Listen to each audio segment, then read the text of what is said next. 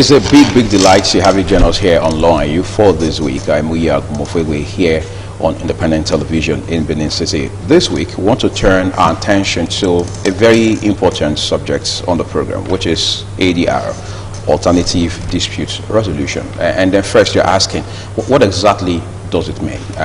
How is it applied? Or what are the core elements of alternative dispute resolution? Of course, time and again, most of us have heard lawyers talk about ADR. In fact, at the point there was a campaign for members of the public to explore ADR, which is like, as it were, in layman's term, Plan B to the standard judicial or legal procedure as we know it. Of course, there's no better person to help us throw light on this very important issue than a lawyer, especially a practicing one at that. But quickly, we're taking a break. When I return, you'll meet my guests, and then the conversation will be put on the road straight away. Stay with me.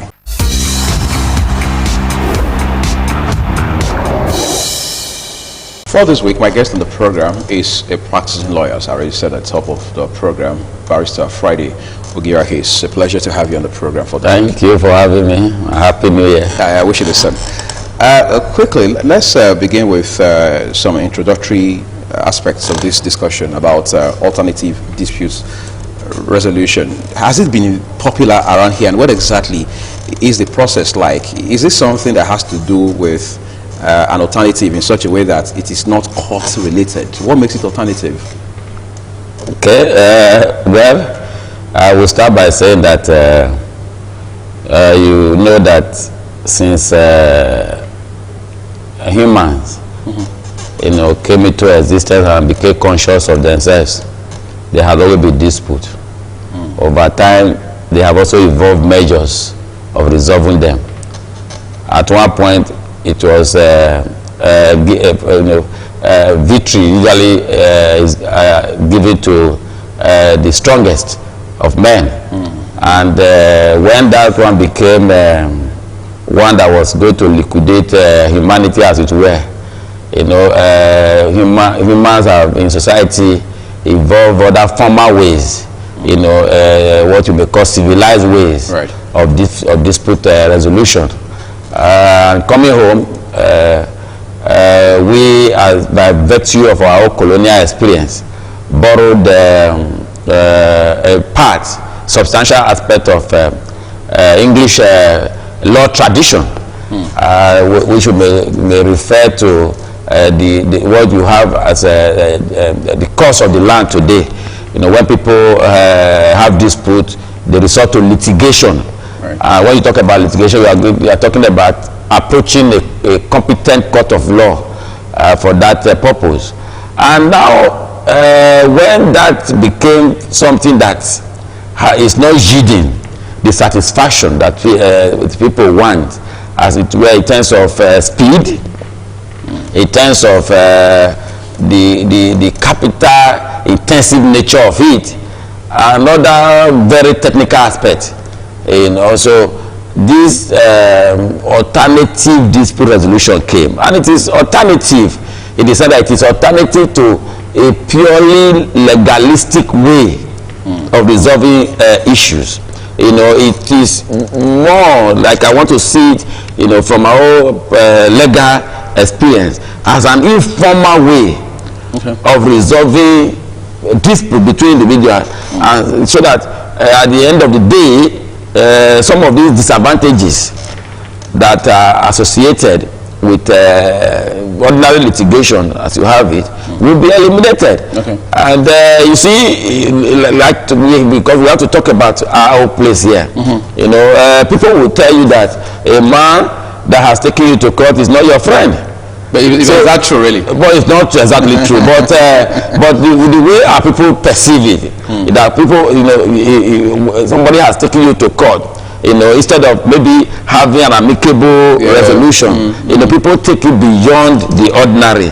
So that again, makes this alternative dispute approach become very attractive, in the sense that it will work to salvage and save relationship, so that at the end of the day, parties who have dispute will be able to understand themselves Yeah. They were able to understand themselves, discuss the matter properly, usually because they are they have the sole control, so to speak, of all the trappings and the arrangements that will yield to that final resolution. Yeah. So that is why, like I said, it is attractive one. Then again, it is not like the normal way of perhaps parties, disputants,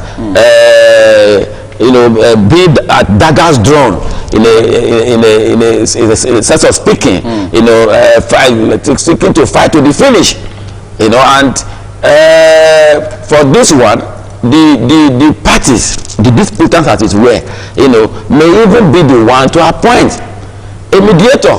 Okay. That they both have confidence in. So as a case where perhaps you are going to appear before what you may call a judge, a judge that may look strange and alien to both parties. You don't know him. You don't know him. Doesn't know you. Have no relationship with you. So there is no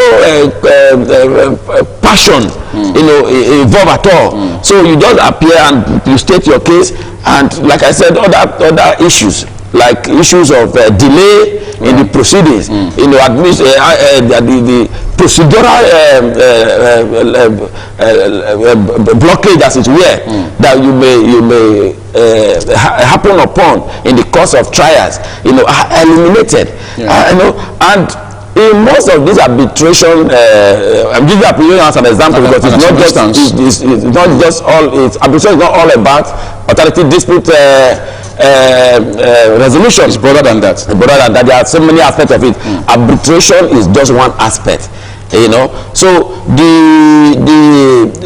in arbitration setting, there could be a limited time within which parties may conclude all of the controversies involved in their dispute, and the decision is reached, and everybody perhaps accept it based on fidelity and of course integrity. And at that point, closure is brought to the case. Of course, at that point, essentially, but it's not always so.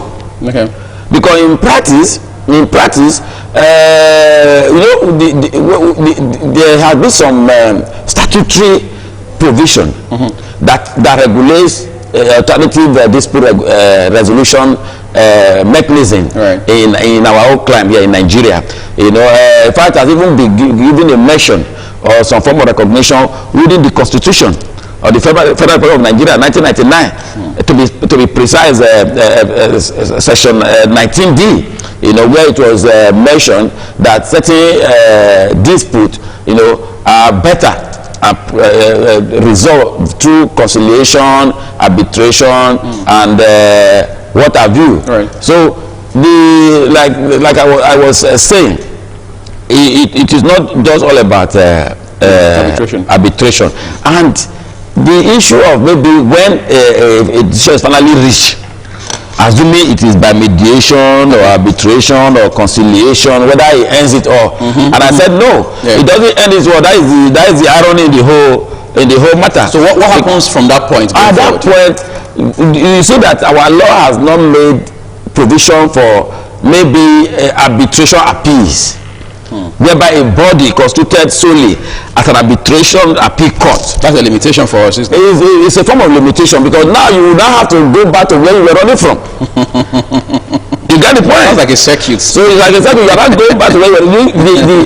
Because some of the dispute, that's why I mentioned the issue of integrity and fidelity. Yes, you did. You understand? To agreement. Right. So, but where a particular party feel dissatisfied with an arbitral award, usually refer to as arbitral awards. Decisions are emanating from arbitration are usually referred to as arbitral awards. So a party may approach a high court to have an award set aside. Another may also apply to the same high court to have an award enforced. So that you see, it's like now we are going on a vicious circle, and all of it boil down on the point I made before about the fact that yes, it is a popular thing to do, but it's not yet, it has not evolved to a level that you find in some other crimes, where you have people who really are in code, gentlemanly, who will respect agreement. Because what you now find, especially in the commercial arena, is to see that every commercial agreement incorporate in it an arbitration clause to say that in the event of any dispute mandating or arising in the course of this transactional relationship, we shall take the matter first before an arbitration. And ordinarily, as it were, where such all the other all that being equal, such cases are actually now brought before an arbitration panel, collectively choosing in line with the terms of the agreement already signed. I want to bring up an angle to this whole discussion. I've listened to experienced lawyers like yourself when they talk about ADRO. They talk about it just like the way you have done now, so beautifully. In fact, I've heard time and again very eminent jurists also talk about. I mean, they recommend ADRO. They urge members of the public to explore ADR and so on and so forth. But at that point in between, however, you're still wondering what is the level of acceptability right now? Well, I think because of the fact that it is still so much shrouded in some form of technicalities. When you ask people, for instance, to when as a lawyer, and the client comes to say, okay, look at my issue, and you encourage that client, why not resort to an out of court settlement, or try an out of court settlement, in the first instance. Looking at it that way, they may not ordinarily understand that you are only asking them to seek alternative dispute resolution approach to the matter. And perhaps they may not insist, because they have at the back of their mind that may not be sufficient to actually give them what they want. Right. That except they go to court. But like I said, there is this admonition to lawyers. It's almost becoming a part of our practice, that when clients come to you with this point, you know that it's an issue that can be resolved amicably without necessarily going to bog the court with it. Then you must encourage it to be done. So when that is the case, you are exploiting alternative dispute resolution. Right. It need not come in a straitjacket manner to say, perhaps like you have in some places now. There are formal institutions now that have been established. Even there are some multinational institutions that we have one in Nigeria, in Lagos, where arbitration matters are referred to. So it may not come in that form. If a man and a woman who are married have issues, and maybe one of them comes to you for to go to court to seek divorce, and you are able to bring them together to resolve whatever is between them, even if they have to part ways, but without bad blood be generated, but peacefully and amicably. Because like I mentioned from the onset, once a man and a woman approach a court, maybe seeking divorce or what have you, the likelihood is that they may become eternal enemies, so to speak.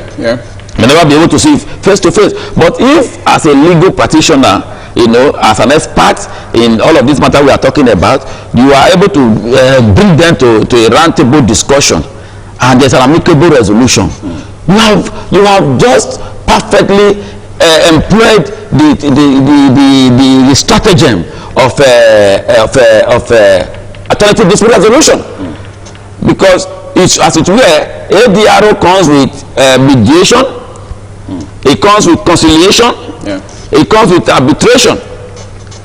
So whether by way of what is contained in the statute or by way of practice, because in any case, that this issue of alternative dispute resolution have been part of our own customary law tradition over time.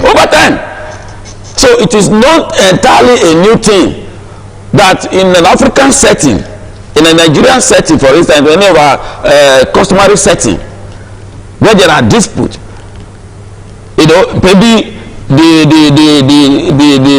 kindred or the community, as it were, the elders of the community, you know, will come together, summon the parties, and they appear before them, and the matter is resolved.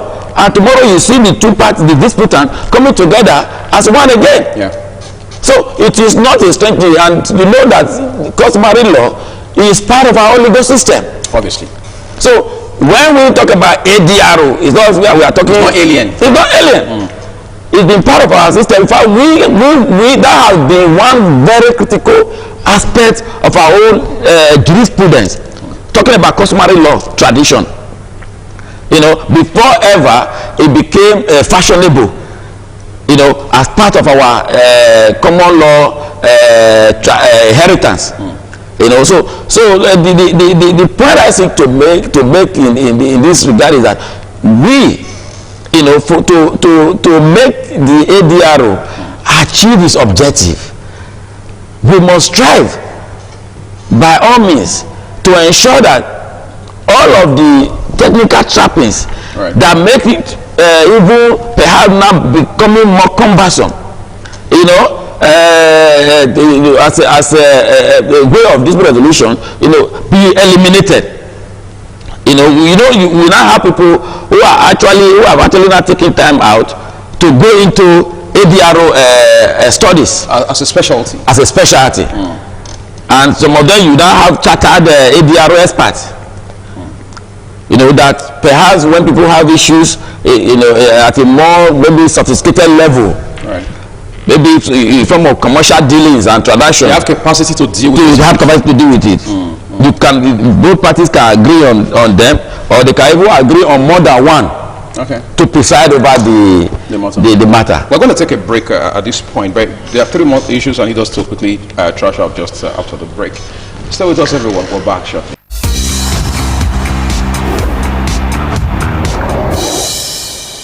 So I was going to ask you this. I don't know how weird it sounds. Is there any point at which there's convergence between any severity of criminal matter and ADR, for example? Because it will appear the bulk of the matters that would end up within the ADR frame, as it were, are civil matters. Criminal cases of any sort don't have any correlation or meeting points as far as ADR is concerned, do they? Well, for now, it is not so much in vogue. Okay. Maybe in comparative terms, as we will have it in civil matters and dispute. Talking about criminal cases now. Yes. But sometimes you are in court and you hear perhaps a complainant in a matter, because we usually refer to that as the nominal complainant in a matter, you know, coming up to say they want to settle a criminal complaint out of court. I'm talking about charges that are already before court.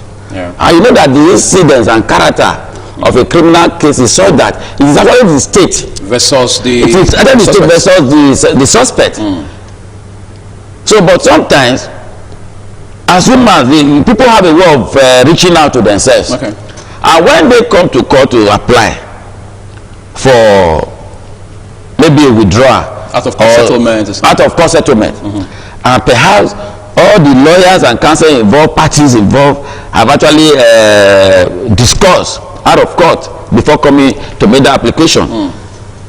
And again, because the court is also enjoined to encourage settlement, such liberty is allowed. Okay. And I believe it will work most more often than not in lesser crimes, because crimes come in degrees. Yes, severity, yes. You know, I don't think perhaps it will be something that will be considered when it comes to capital offenses. Okay. Murder, rape, kidnapping. I don't think it's something, but maybe in cases like accident, manslaughter arising from motor accident and what have you, such may be encouraged and considered. You know, and that has happened. And if you look at it from the point of view of the general definition, yes, of the holistically of what ADRO is all about, you can see that ADRO is systematically creeping into the criminal law domain. Just before we're done, in 1 minute, how cumbersome it is for you, or is it for you to be able to, as it were, halt a case that's already in process in courts and then switch to ADRO? Well, you see, in our system here is very, very flexible. Very, very flexible. There's nothing cumbersome in it. Okay. Usually, once parties to a dispute, particularly maybe a counsel in a matter, you know, rises in his place in a court of law to mention that parties are willing to settle a matter, the court will usually oblige. Wow. The court will usually oblige without necessarily dismissing or striking out the suit. Okay. The court will say, okay, we'll give you time to go see how you can settle this matter amongst yourselves. Right. We expect that on the day that the matter is adjourned, you will come to give a report, what we usually call report of settlement. If on the adjourned date, the parties comes to court to say, my lord, we have settled this matter amicably, this is where we are. All parties are satisfied. We are satisfied.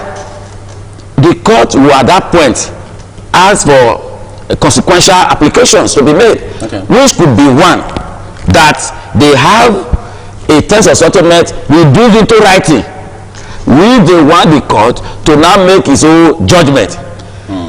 In that case, you now have what is called consent judgment arising from the discussion amongst them. And what they now agreed to be the resolution from that case. Right. So you now have what is called consent judgment. It could also be that they do not have consent judgment before court. It could also be like some consequential prayer that will come will be that we want the case to at this point be struck out, or be dismissed, as it were, because we have settled. But it is safer. It is safer so that you don't have people coming behind to start resurrecting a case that is already dead, laid to rest. Yes. So it is usually safer and advisable that where such an amicable resolution is granted by the court, that parties and their lawyers find time to reduce those terms of agreement into writing and ensure that those terms of agreement are filed and made judgment of the court. I think this is an interesting conversation, really. This is the kind of conversation you listen to, especially if you're a young person and you're asking yourself, I mean, what stops me from being a lawyer? Friday, we're grateful for your time. Thank you so much. This is what we're living it on Law for this week. Thank you, everyone, for watching. Our coverage on ITV continues. I am Muyi Agumofwegwe. Enjoy the rest of your day.